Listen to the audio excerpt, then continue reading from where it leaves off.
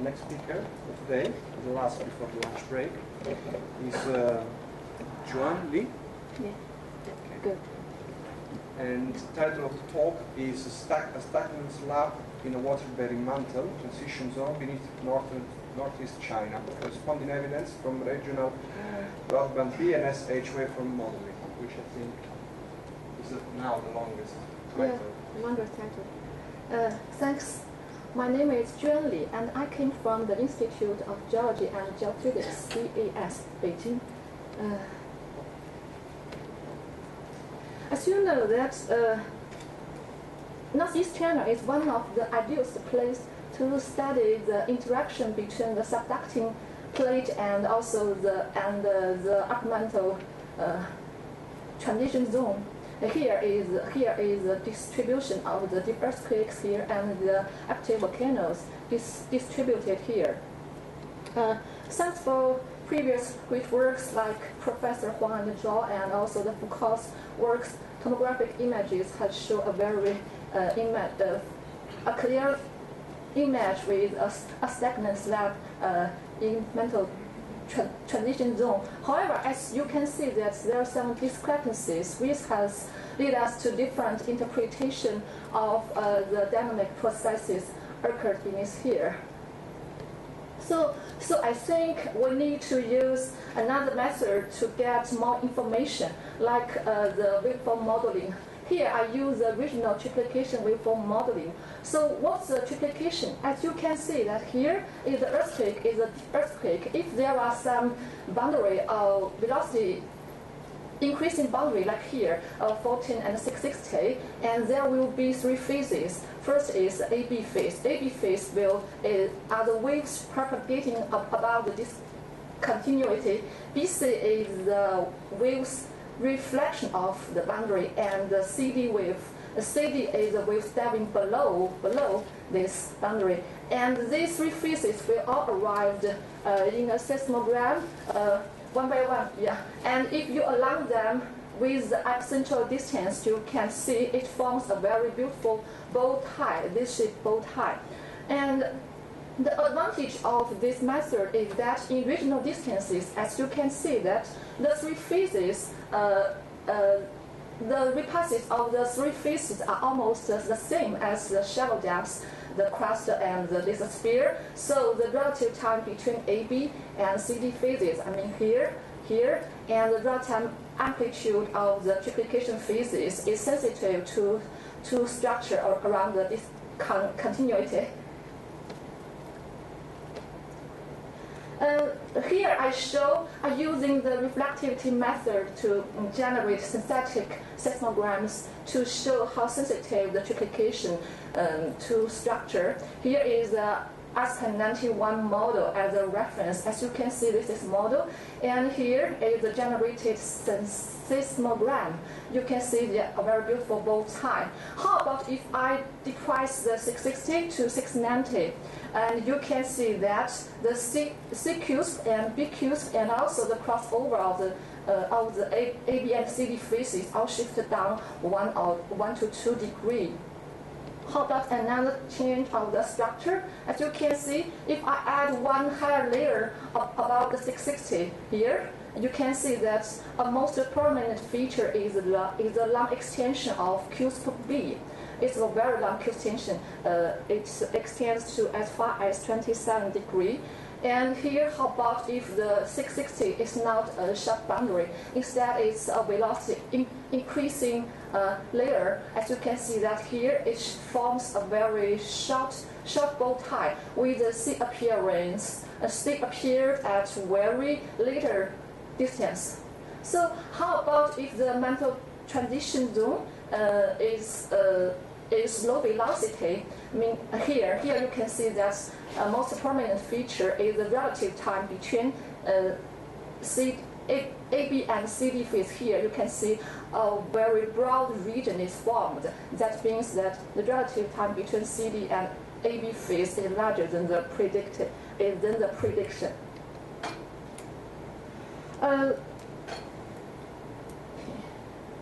We are fortunate to use the Chinese regional seismic network. As you know, that from 2007, there are lots of stations have been installed in China. Just Professor Zhao has shown us. And 3 deep events has been selected, and they almost occur at the same region near the border of Russia and China. The depths of the 3 earthquakes are all deeper than 410 because we want to avoid the contamination of the shallow phases. And this one is the smallest one with magnitude 4.7. And we only use the shear waves because the signal to noise ratio of the P wave is very low. And to avoid the lateral variation beneath this channel, we confine the station Adams to a very narrow range, between 255 to 270, as you can see here. The triangles represent the stations, and this is the earthquakes. So we investigated simultaneously both P and shear wave velocity structure around the 660 using almost identical event station geometry pairs. First, let me show you the initial and direct analysis of travel time analysis. The triangles are the S residue times relative to ESP91. As you can see that it's very scattered than the circles representing the P residue times. If we calculate and plotted the S minus P residue times, here is the definition of S minus P residue times relative to ESP91.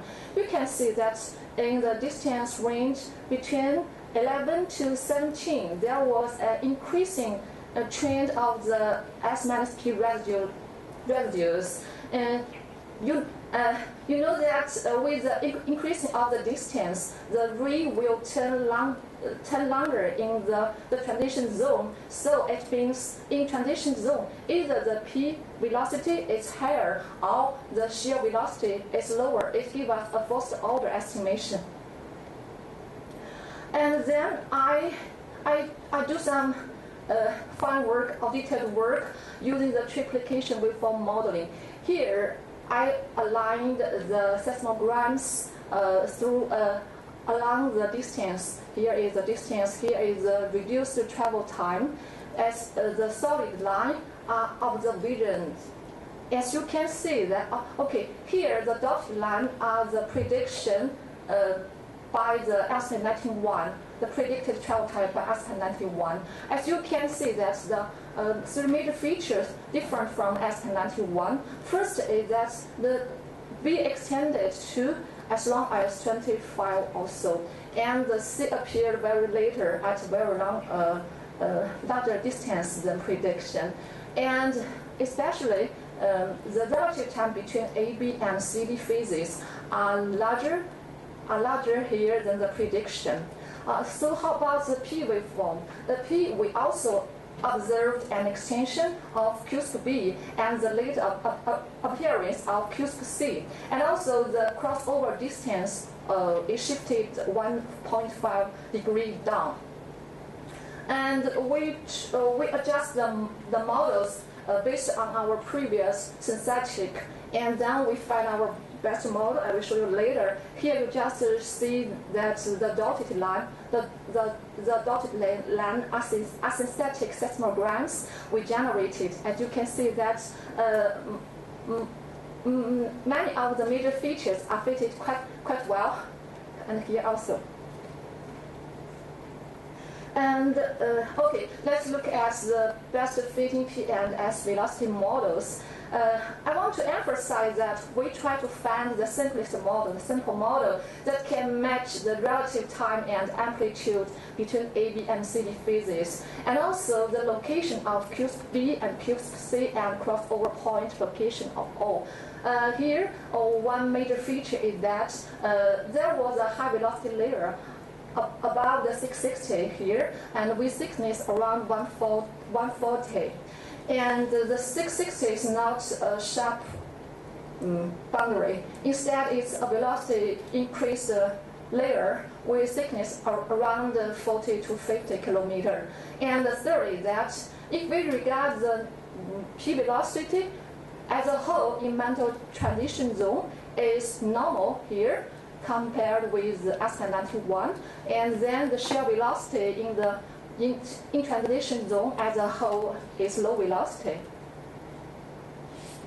So how about the other earthquakes? Here I also show the synthetic waveforms for another earthquakes. Here is for the shear waveforms. As you can see that the same major features line extension and later appearance of CQs, and also the broad BOD zone. And for the P waveform, it also has these three major features, and the dotted line are the synthetic waveforms. As you can see that we matched quite well. And for the smaller one with magnitude only 4.7, we only have the shear waveforms. You can see again the synthetic match the major features quite well. So here I want to compare our models with the previous models, since there already has been some work done beneath northeast China. Thanks for Tajima and Graham pioneer work in the 1990s. She proposed a P velocity model called M3.11, and I think she also noticed the long extension of Q sub B, and that's the reason she invoked a high velocity here. And the depression of 660 is depressed to 690 kilometer, and the boundary is a sharp 660 boundary. I generated the synthetic seismograms using model M3.11, and you can see that the crossover location and also the appearance of C and the extension of B is too long. The observation here is the stations they use. This is for the P velocity model. I also compared another typical shear velocity model proposed by Wang and Wen et al. Here is they also observe the long extension of Q sub B, and in their model, the depression of 660 is moved to 730 kilometer. As you can see, we generated the shear velocity using their models. I think not match the data quite well. So what caused the difference between the observation and their model? I think during that time, the spotting of the stations, as you can see that they only use the Chinese national stations, and the station is very limited. And here is also. And also, I think the large lateral velocity variation beneath northeast China. You can see that they use very large azimuthal distribution. So I think maybe the heterogeneity of the mantle causes this discrepancy. And also, I want to mention that in her work, she used only the signal records of the seismograms, not a cross-section like what I have done. So let's look at the velocity model once again. Here is the higher velocity layer with thickness around 140 minus 2. The uncertainty is 20 kilometer. So I think this is more consistent with a stagnant slab lying above the 660. So the observed 660 is a broad layer instead of a sharp boundary. I think how to integrate it. As you know that the post-spinel transformation, phase transformation, is believed to be the reason for the 660. But the interval depth is always very narrow, smaller than 10 kilometer. Even your addition some water into the transition zone, even the post-spinel phase transition interval depth will not change. So I think it is reasonable to invoke non-even phase, like the garnet phase transition. You know that in the cold regions, like the subduction regions, the granite will first change to ilmenite, and then the ilmenite will change to the perovskite, and these processes will occur in a very broad region, like 660 to 760. So I think the broad 660 is consistent with the non-Olivan phase transition. The third major feature is that we observed a generally normal P velocity in transition zone. However, compared with it, the shear velocity is rather low, which leads to the high Poissonian ratio, very high VP/Vs ratio. How to interpret this high Poissonian ratio? I think the thermal anomaly could not explain this thing, because as you know that decreasing the temperature, the VP and Vs will both increase a lot. So how about the major elements like the iron contents? Here is the experiment conducted by Hegel. This figure shows that with the increasing of iron or decreasing of magnesium number, the P velocity and S velocity will both decrease a lot. Although there's some discrepancy between Hegel's and Shinneggin's results, but the trend has not changed. So I think there might be some compositional anomaly there. As you know that the transition zone has great capacity for water storage, and it can store as much as 3% of water. It has the capacity.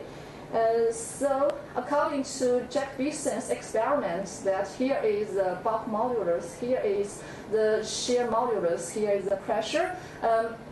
He conducted the experiment using the rhyodite, and he concluded that the hydrous rhyodite, the VP of the hydrous rhyodite will not be affected much by the addition of water, while the shear velocity will decrease a lot with the addition of tanning water. According to their experiments are estimated that might be 0.2 to 0.4 % water in transition zone beneath northeast China. In fact, there already has been a lot of studies like Ichiki 2006 and Kurato 2011. They found that the electricity conductivity is high beneath this blue region, roughly region, and they inferred that there be some water stored in the transition zone beneath this region. Also, Kuritani 2011 has used the geochemistry analysis on volcano rocks here, and he also induced that there be some water stored in transition zone here. And this is Pelbert's work. Show electrical conductivity distribution here. Here is East Asia. Then I try to compile all the previous investigations. Here is Xueqing Li using the geophysical method called receiver function analysis. Here is the study region. I projected them to my map here, corresponding, this shadow, this elliptic shadow corresponding to the depression, the maximum depression of the 660 here shows. And I also done some work on the undulation of the 660. Here is the 660. I use S2P scattered wave. Here is the wave repasses, and in this region you can see beneath this region. And also I combine previous imaging obtained by tomographic images. I finally got a detailed map of the subducting slab processes beneath the Northeast China region.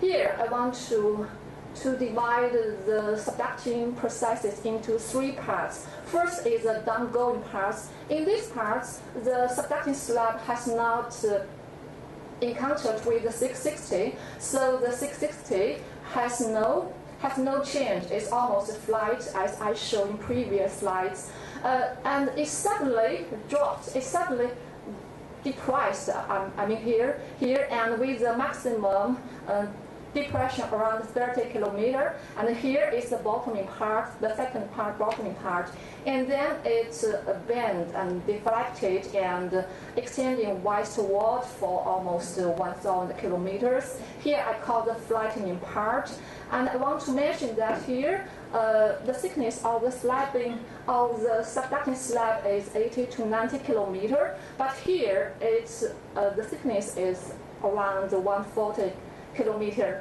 and the transition zone here is water stored with water content 0.2 to 0.4.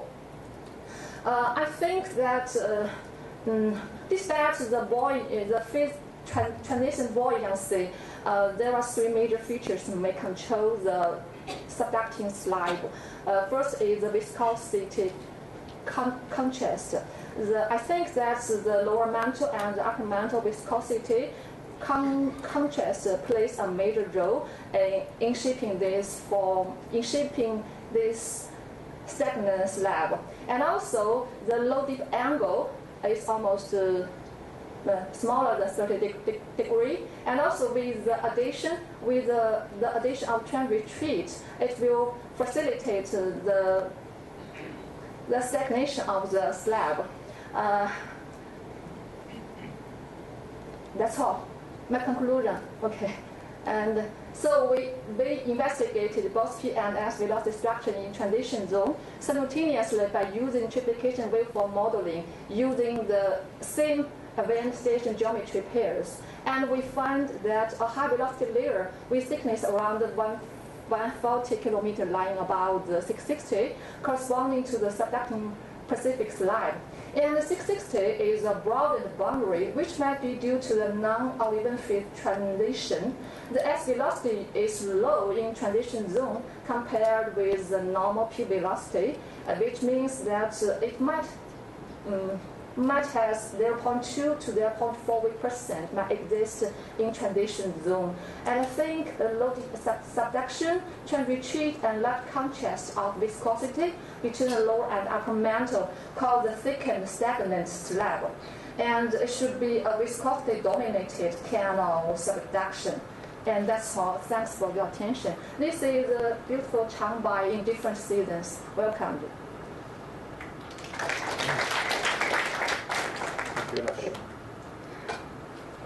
Some questions before we conclude this part of the session? One there.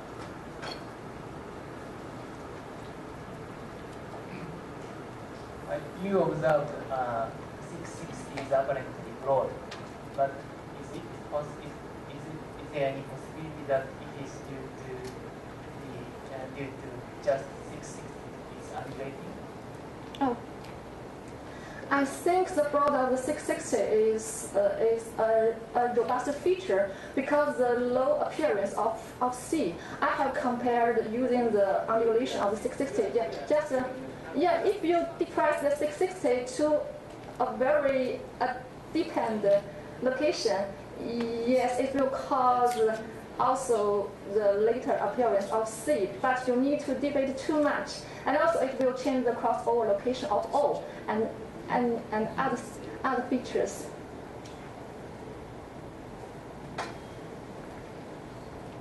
Questions?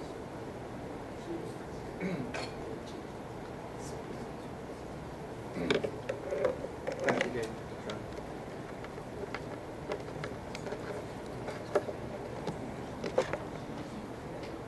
Okay, so we will convene here after lunch in Gabriele says in 1 hour. So enjoy your lunch and see you.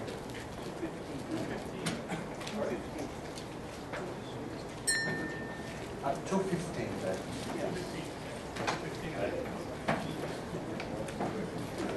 What's the start time again? 2:15. 2:15. 1:15.